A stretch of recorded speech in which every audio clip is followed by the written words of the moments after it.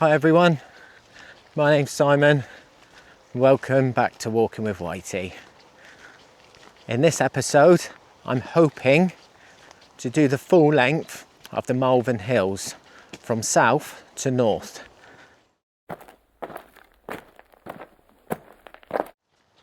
Through one reason or another, it's been 4 weeks since I've been out. I think the first couple of weeks the weather was just horrendous, so I didn't chance it.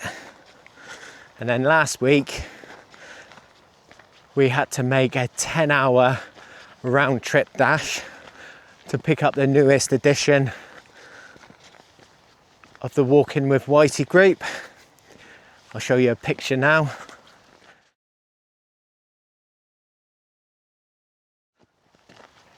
He's a little belter, isn't he? He's called Maverick. He's 9 weeks old now, and I'm hoping he will be an awesome companion for years to come. So that leads me on to this weekend. I've been working this morning, had to do a health and safety assessment morning. So that kind of restricted what I could do this weekend in terms of going the distance. The Malvern Hills are approximately 40 minutes away from where I live, and that's to the south edge. The north edge is a lot closer, it's about 20-25 minutes. So what I'm hoping to gain from this is a lovely walk all the way across the Malverns, but also I'm trying to scope out somewhere that isn't that far away from home, that if I just wanted to go for a night, just to camp, then I don't have to travel an hour and a half, 2 hours, 3 hours in some cases into the places that I really like in Wales. So as you can see, I am sporting a new backpack. This is the Durston Kakwa 55. I bought it because between this and my Durston X-Dome, it's going to provide the foundation for my ultralight setup that I'm trying to get together for next year, so I can do some really good through hikes whilst trying to keep the weight down a bit. Now the Kakwa is 980 grams and the X-Dome is also about 980 grams, I think. So what's that together? That's about 1,800, is it? 1,900 grams just for those two bits of kit. When you take into account my Osprey is 2.3 kilos and the Hilleberg that I've got on my back is 2.6, that's 4,900 grams. Already I'm saving some weight. I've just got to tweak a few more bits to keep the weight down, but I'm really excited to get this ultralight gear together, ready for next year. I know it's a bit of a contradictory in terms because I've got an ultralight pack and I've got the heaviest tent that I own on the back, but I just wanted to get it all out today and give it a good test out.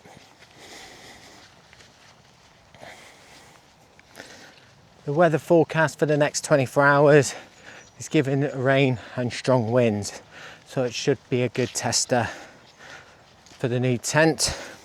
Also, I've bought me OEX 900 Leviathan, so I'm basically testing out quite a lot of my winter kit here to see how it fares. There's a weather warning for wind, so it's got all the makings of being a very interesting night.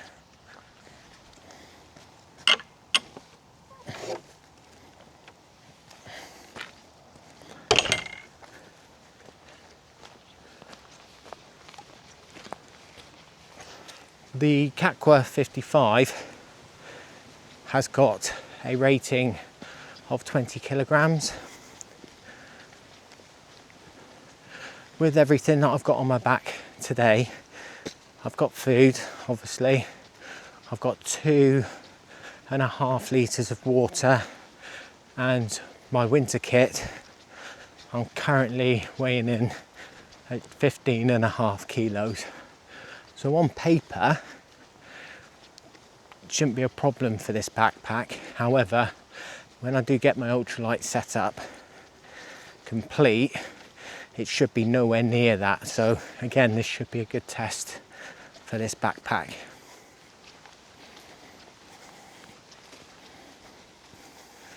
Just about 3/4 of the way up the first hill now, on the southern edge of the Malvern Hills. One thing I forgot to mention as well is I've finally done away with the bladder. You wouldn't believe how hard of a decision it's been for me to try and get the water sorted on my trips. So all I've done away with the bladder because I don't like the way it presses against the back. I've got a Lucozade bottle, 500 ml, that sits in there nicely. Don't know if you can see it, but I've got 2 1 litre bottles full up there, and in the other side of the backpack, behind the tent poles, excuse my sweaty pits already, is a Catadin B3 water filter. So I've got 2.5 litres on me. If I start getting low, there's a couple of reservoirs on the route here. I know I can use the filter to fill up the water bottles, the big water bottles, which in turn can fill this. And I think that's the way I'm going to go moving forward. So here we are, approaching our first hill of the walk. This is Chase End Hill. And look at the scenery, it's absolutely stunning. A different kind of scenery to what I'm used to up in the mountains, but equally stunning nonetheless. 1.65 kilometers done in 25 minutes. So all in all, not bad at all. So let's keep heading north.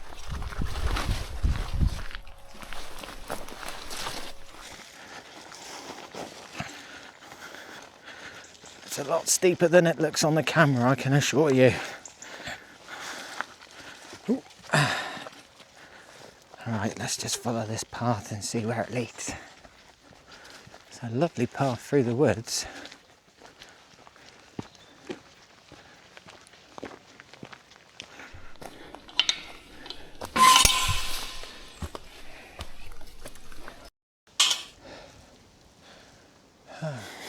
Again, this may not look pretty steep, but as you can tell by my voice, it is very steep.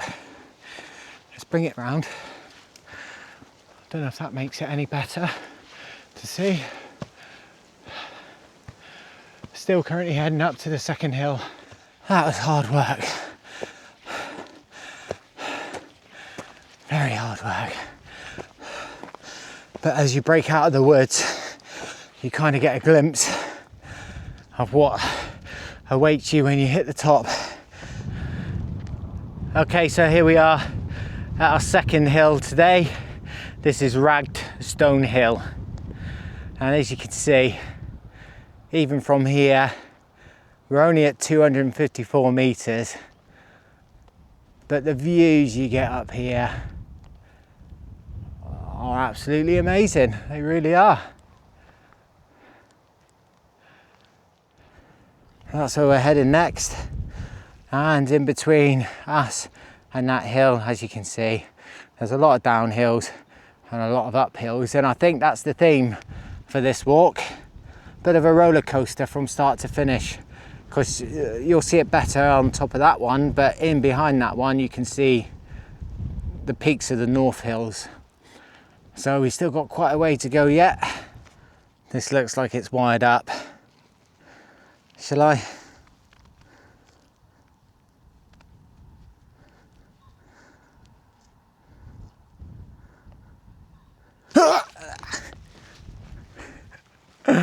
Just kidding. There's no way I'm doing that. I used to do it as a kid, but you don't know what they're hooking it up to nowadays. Might be hooked up to the mains for all I know. Anyway, onwards and upwards. Or should I say, onwards, downwards and upwards.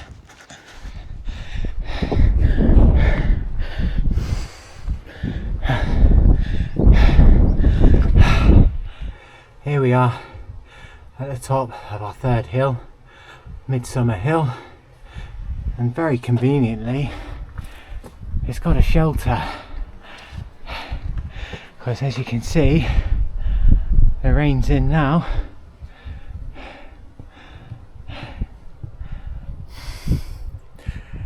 So this is a good time for me to stop. I'm going to take on some water, take on a snack bar and get some waterproofs on. First impressions of this walk is it's absolutely amazing, but I think I might have underestimated it. I've done longer than 15 k's before, quite easily, but it is honestly like a roller coaster. You're up, you're down, up and down.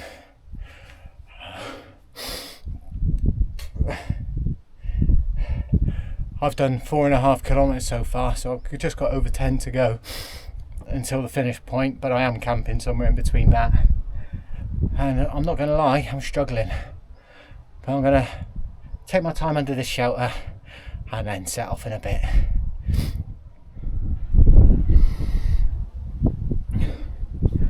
So while I'm here having this break, I just thought I would shift the weight around a bit, because I had 2 litres of water on this side. 2 litres of water is roughly 2 kilograms, and all I had on this side was my empty water filter and my tent poles. So it did feel like it was pulling on one side of my shoulder, so just even that out a bit. So far so good with the Kakwa. Had a chocolate bar, had some water, had to sit down for 5 minutes. Waterproof's on, and it's time to crack on a bit. Still heading north, but as you can see the weather is taking a turn, so everything's getting a good tester today, that's for sure.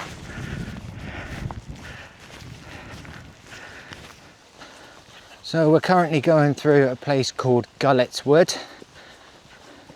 and this track is known as the Three Choirs Way, and it is relatively sheltered from the wind and the rain that's going on, so it's a nice little respite. Lovely wooded area on both sides. Seems to be lots of pheasants and quite a few other birds that I can't pinpoint what they are right now.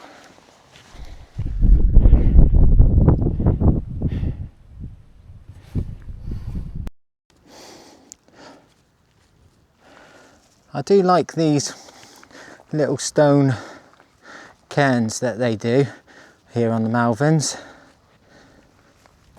Different directions. This one has got me very intrigued.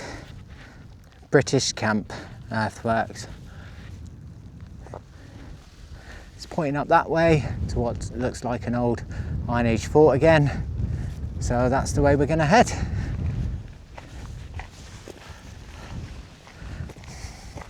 I've given up trying to take the waterproofs on and off. It's intermittent showers. So I'm just going to keep it on for now because it is quite windy, and they do make a nice windbreak as well. So I'll just leave them on for a bit. Starting to see some humans now as well because we're close to major paths and roads.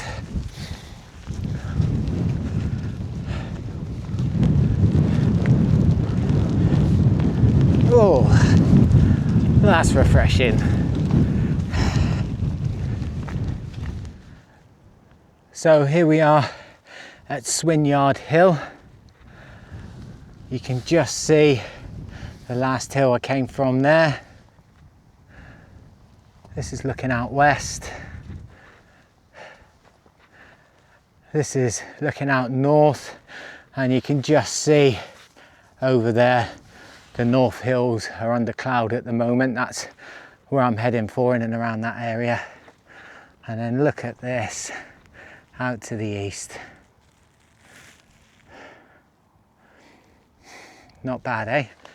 Where I'm heading next, it doesn't look too bad, but you've got a lot of what we call dead ground in between me and there. So all this here is a big valley.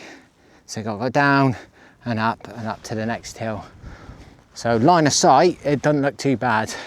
But when you're actually going to walk it, it's going to be hard work to get to that next one. I may look red-faced and out of breath, but I am enjoying this. It's good for the soul, and it's good to be out again. It feels like a lifetime since I've been out, even though it was 4 weeks ago when I done my summit camp on Dartmoor with Monkey. Hello, mate. Yeah, 4 weeks. Oh God, this just, it does cleanse the soul, it really does.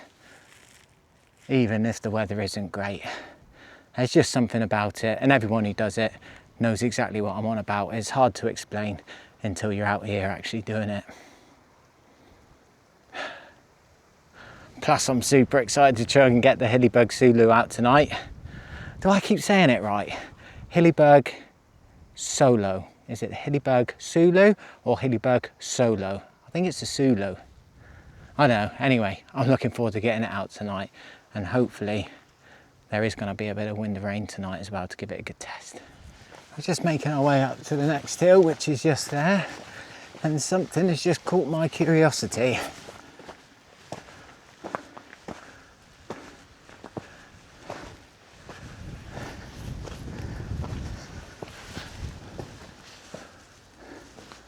Be nice to shelter from the weather. Oh, it does smell a bit in here. It looks like Wilson's here, well established. Hello, Wilson.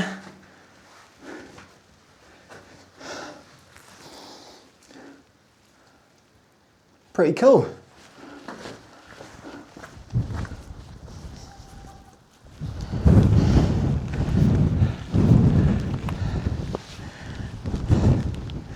So according to the map, we're coming up to Millennium Hill. And as you can see, the old ruins of another Iron Age fort.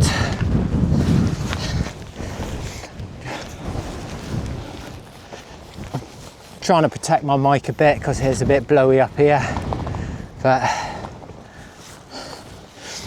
in between the rain squalls and the mist, you get some really cool views. Oh man, look at this. Let's get up there and have a good look, shall we?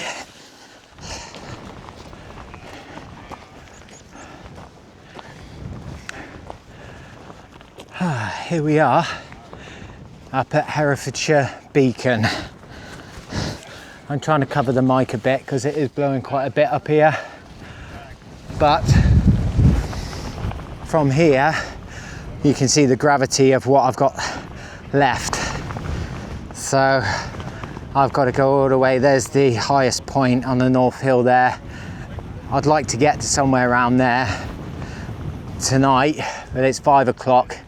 I've got about 2.5 hours, so I think somewhere along here is where I might be camping tonight. This is where I've just come from.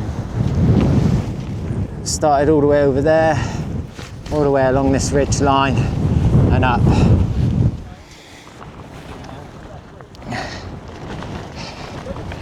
Whew.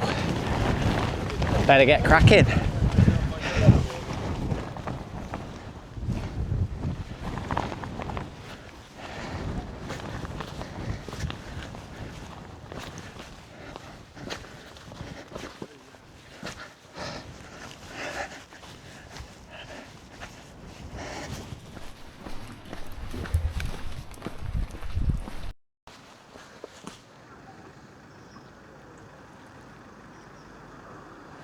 Roughly about 10 kilometres in now. I've just come up that last hill and I felt my calves starting to cramp up a bit. So I'm going to take 5 minutes. I've got some electrolytes. I'm going to put that in my water bottle and I'm going to sump that. While I'm just drinking this, let me bring you around and show you the view. So this is out to the east. It's not bad, is it? Not bad at all. So here we are on Black Hill. Again, stunning views. What I love about the Malverns is it just seems to be like a line of hills and then it's flat and flat. I suppose that's what makes it unique. It is lovely. We're still currently heading north and we've reached Pinnacle Hill, and as you lift the camera and look north, you're faced with what's left. The views for this part of the UK are absolutely stunning. Still red-faced, still finding it extremely tough going, not gonna lie, but it is worth it when you just stop and take a look around you.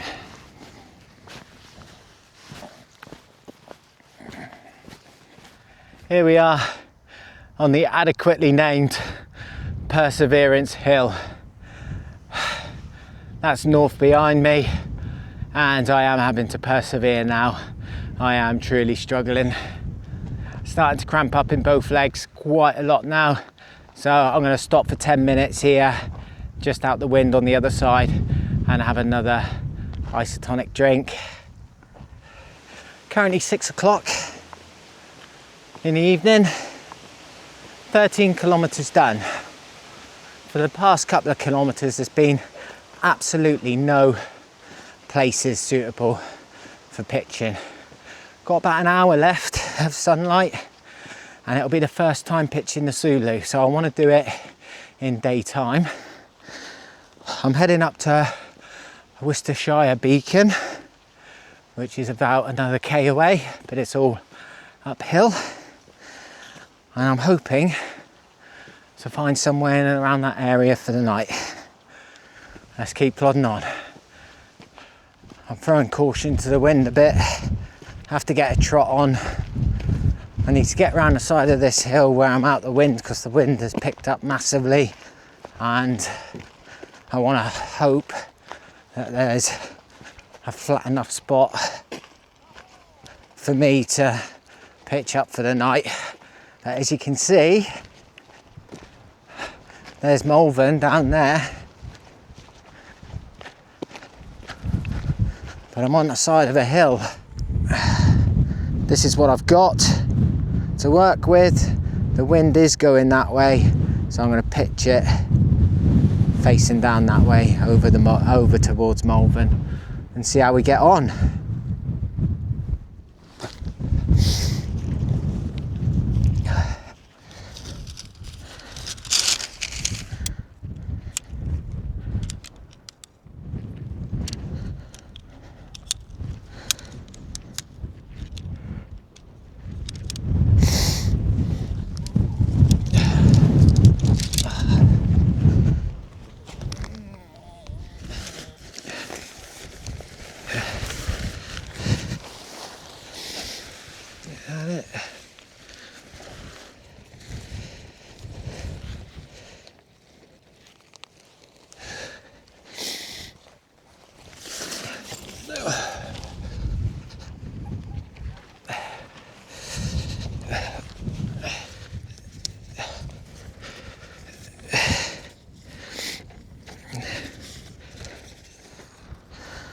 Okay, so I've got this the wrong way around. Is that the door there? Yeah, I want it. I think I want it this way. Okay, wish me luck.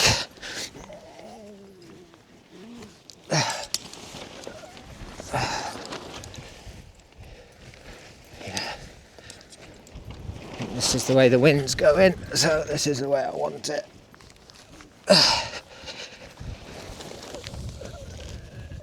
Right, okay. Now I know I've done that completely wrong, guys. I know I should have staked it all in at the bottom before I started building it up.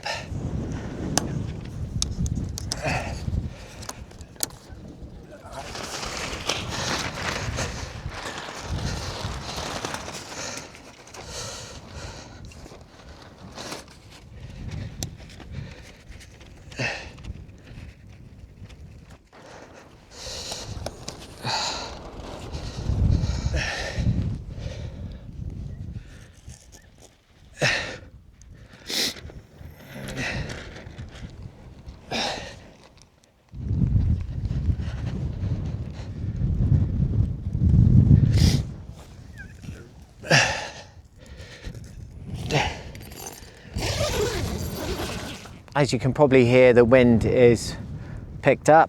It's gusting up to 25 miles an hour. So let me just show you around the tent quickly before the light fades.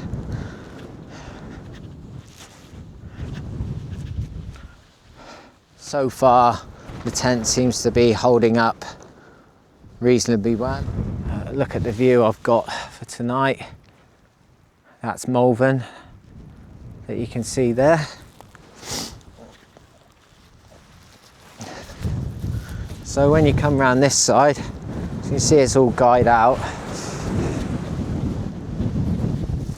Inside, I've got my winter set up, so I've got my Leviathan EV 900, I've got my Rapid SL Big Agnes, all my bits and bobs at the back there. My secret weapon just there, small hot water bottle, and in the vestibule I've got my backpack and cooking gear.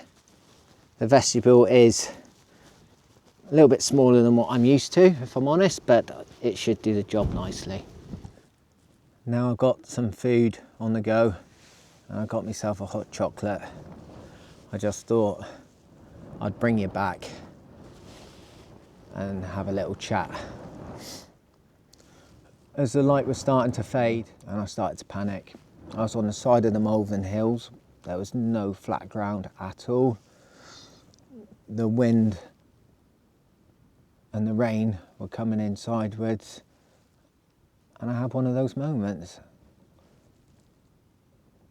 I'm not gonna lie, I panicked and it scared me a bit. But then I thought, actually, is it that bad of a situation? I said to myself, the strongest it's given tonight is gusts of 25. That's gusts of 25. I'm in one of the best four-season tents in the world that can take double that easily. If it rains, it rains. I've got one of the most waterproof tents in the world. I've got my warmest sleeping bag, I've got my comfiest sleeping pad, I've got plenty of food, I've got plenty of water, and I've got every confidence in my ability, if things were to go terribly wrong, that I could get this all packed up. The track is literally just behind me, that'll take me right down into Malvern town. So in some ways it's good that I felt what I felt, because it gave me the opportunity to just sit down and have a word with myself. But for now, I'm going to drink my drink, I'm going to eat my food that's just soaking there. I've got the Adventure Food pasta carbonara again, and that's warming up nicely in there. And what I do want to do, and I'll bring you back when it's a little bit darker, I just want to show you the view that I've got tonight.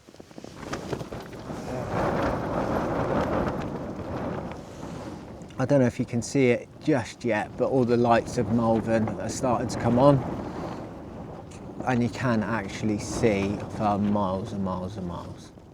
Well, that's me tucked up in bed. I'm in me 4 Seasons sleeping bag and I've got a bivvy bag over the top. I don't know whether you can see it or hear it, but it is very windy outside. The temperature is roughly about 11 degrees, so not too bad at the moment, but the winds are gusting up to 25 miles an hour and the direction has shifted quite a bit since I've set up, and it looks like it's going to shift again before the morning. Oh yeah, well, it's about 9:30 at night and I've just looked at the weather forecast and the winds are going to pick up to 30 mile an hour gusts, so I need a wee. So I think I'm going to dive out and check all the pegs, check the guys while I'm out there as well, because the tent is rattling around a bit. Again, it should be able to take this, not a problem, but just want to make sure.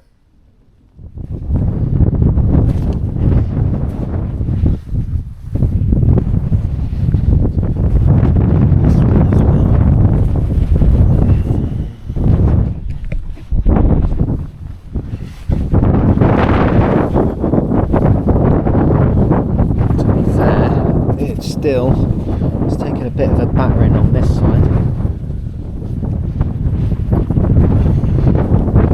It's okay. Work at the moment. It's designed to take this kind of punishment.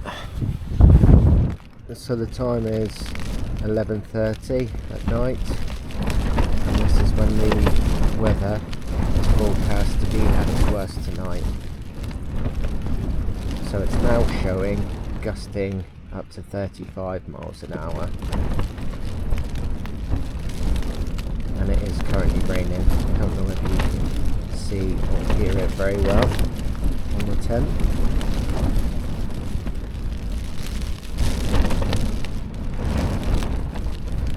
But what this is doing is giving me a really good insight to what this tent can take. Now, we can all watch YouTube videos, and this particular tent, you can see it in 40, 50, even 60 mile an hour winds. But it's a very different story when you're the person lying in it.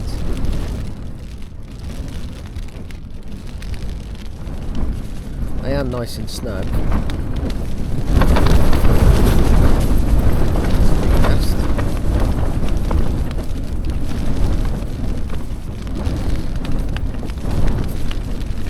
And the tent seems to be holding up very well.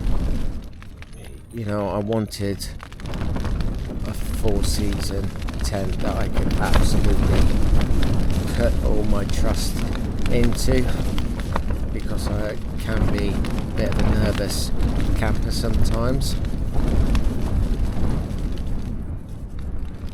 And it looks like I might have it. Still a long way to go through the night yet, but so far so good. I'm not going to be getting much sleep tonight because it is very noisy, and I don't really want to put my earplugs in because I do want to listen to what's going on. So if I drift off, I drift off. If not, I'm quite happy here, just lying here and taking it all in and getting to learn the tent and how it reacts. But as far as an initial baptism of fire goes, I think this is the perfect way to see what it can do. Good morning. It's 5 o'clock. I got absolutely battered last night. Great baptism of fire for the tent. The winds were up to 35 miles an hour, and the rain was coming in sideways. But the tent hardly shifted. I'll go out in a minute and just check the pegs and guys to see how it fared, but it just gives me that little bit more confidence to go out in a bit more sort of adverse weather, especially in this tent. One thing that is a bit strange about the Malvern Hills, I will warn you if you're thinking about doing this, is I could hear voices until probably about 11 o'clock last night, people climbing the hill. And I could also hear them at about, they started again about 3 o'clock this morning. So I think I'm just going to slowly get ready, pack up, get the kettle on. And the highest point of the Malvern Hills is just behind me, so I think I might try and nobble that before I finish the route. Okay, so we do have the dreaded 4-season condensation this morning.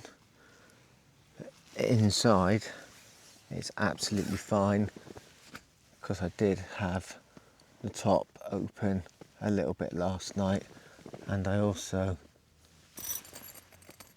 just shut it now, but I had that open last night as well, so with it being windy as well, there was a breeze coming in, so all in all not too bad. Let's see what it's like outside.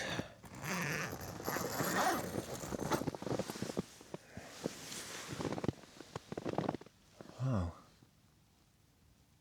it is very calm considering what was going on last night. Might even get a bit of a sunrise by the looks of it.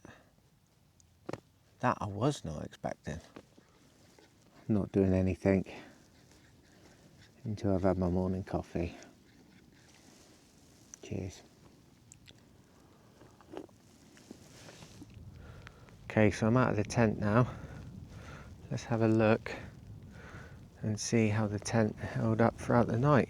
And the first impressions, solid. Right. The wind was coming in this way much of last night, so I'll be interested to see. Yeah, that's solid. That was a little bit loose, but still would have done the job. Still solid as a rock. There's a little bit of wind now, but not as much as last time. Solid as a rock, with Malvern at the bottom of the hill and the sun starting to come up.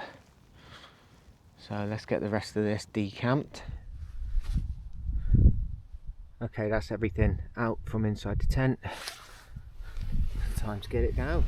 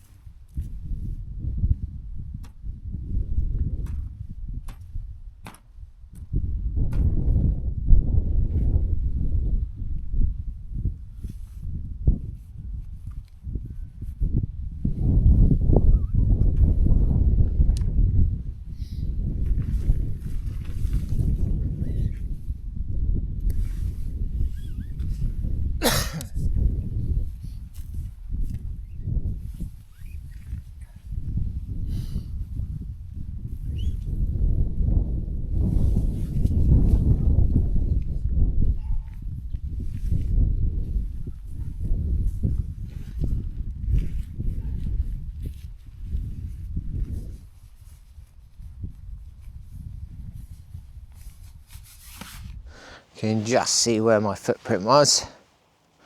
Always good to have a courtesy check for any rubbish, any pegs that you might have left behind. One last look at the view. Thank you very much, Malvern Hills, for a very interesting night. Now time to put the bag on my back.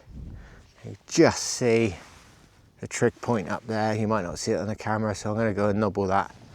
I've already heard a few voices this morning, but I'm guessing it's not going to be that busy on top.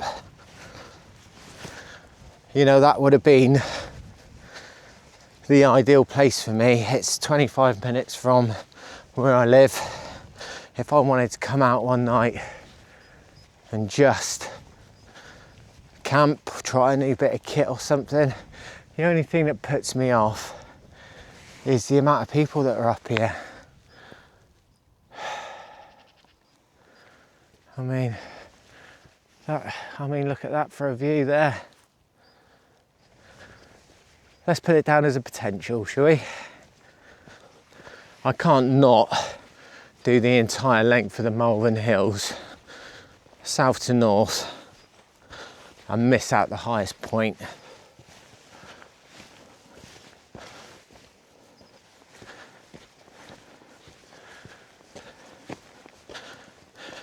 There's been a song that's been going through my head, which happens to me.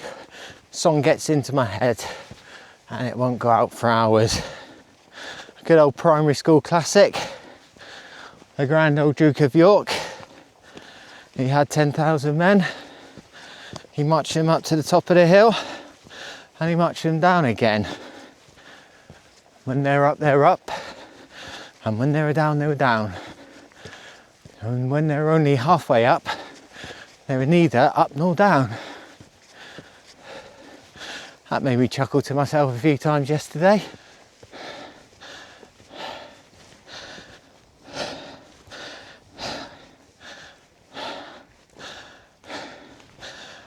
So, here we are, Worcestershire Beacon, highest point on the Malvern Hills. Bagged.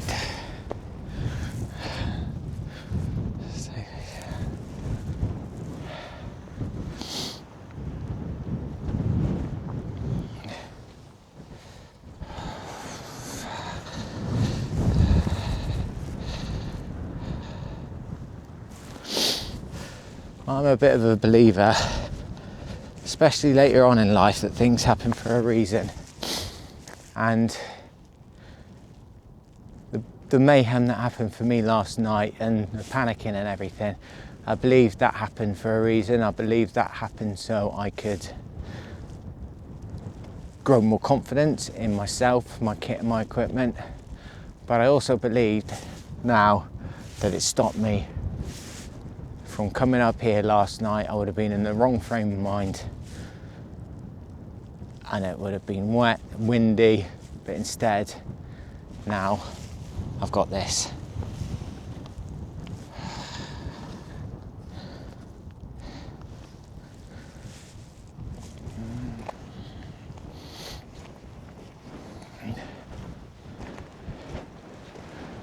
Absolutely fantastic. Whoever intervened on my behalf last night, I thank you. Lovely rainbow there. And look at the shadows. The shadow of the Malvern Hills. Absolutely breathtaking. You can just see Penny Fan in the distance. Just done a quick cross check with the map and he's absolutely correct. How about that, eh? So you got the views, you got the rainbow, you got the sunshine, and now it's all downhill to the car. I think this would be a good time to summarise the last sort of 18 hours or so in this hike. One thing I do want to say right off the bat is do not underestimate this hike. I drive by these hills pretty much every day in my job, and I've always looked at them and thought, I'd really love to do that. Start at the south, finish in the north. Looks like a lovely walk, doesn't look too difficult. So I had that idea in my head and I went and done it. But you quickly realise that it's not just a lovely walk. It is a hard grafting hike. It's just the sheer amount of ups and downs that you do. It really gets your legs working. You have to have, if you want to do the whole south to north, you have to have a reasonable level of fitness. Now, I consider myself to have a reasonable degree of fitness, and I really struggled with it yesterday. It's been an adventure, that's for sure. It's been an eye-opener. I've learned a hell of a lot. And you know what? I'll probably go as far as saying this has been my hardest hike yet. And bearing in mind, for those guys that are following me, you know, the Trefan, the Glidders and Wygon with the mist here, that was tough as well, but this was a different kind of tough. It's right up there with that one, I would say. Yeah, so that's enough on the hike. The equipment, the Kakwa 55 is going to be a brilliant ultralight option backpack, and I am going to concentrate over the winter in getting an ultralight set together, because I do want to do some through hikes next year, and I don't want to be carting around too much heavy kit. So between this and the X-Dome, I think I've got a good basis to start my ultralight kit list. The EV900 sleeping bag, absolutely toasty all night. I wrapped myself in my bivy bag as well, because I've heard the stories about the condensation getting that bad that it leaks onto your sleeping bag from the tent, but I didn't experience that last night, probably because of the winds.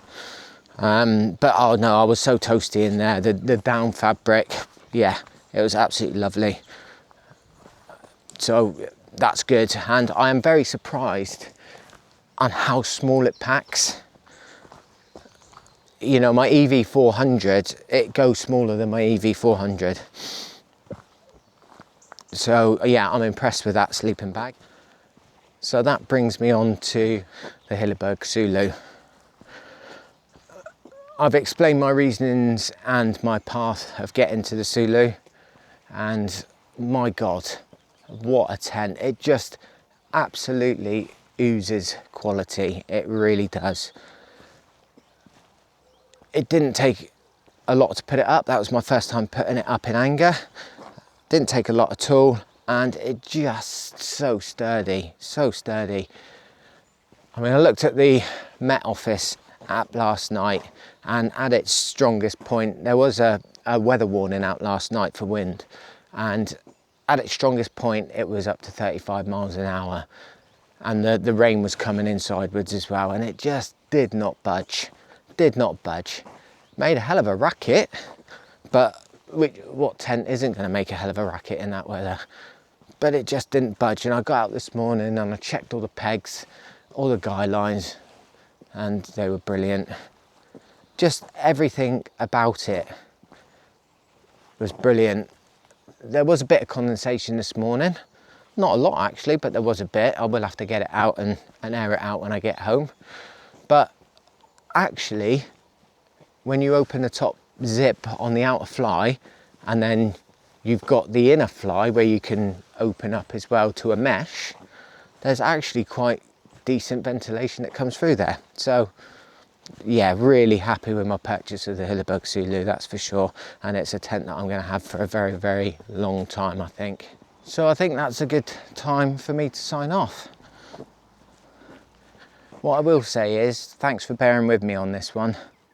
It's been an interesting one, and it's been a tough one in places. So thank you, and thank you to everyone who's liked and subscribed to the channel so far. The channel's growing really well. If you liked what you saw here and you're not a subscriber, why not press the subscribe button? It'll be lovely to have you on board.